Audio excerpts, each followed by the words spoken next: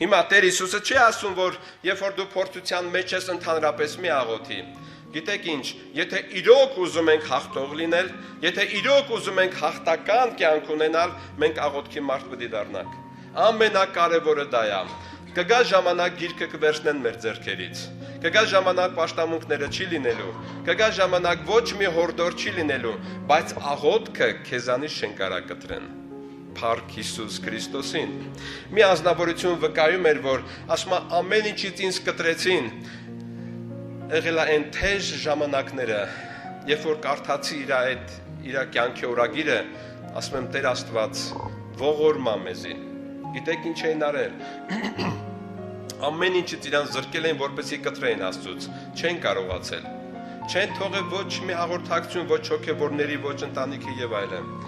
Ու մի հոգի ինչ էր ասել էր, դրանք ունեն մի զորություն,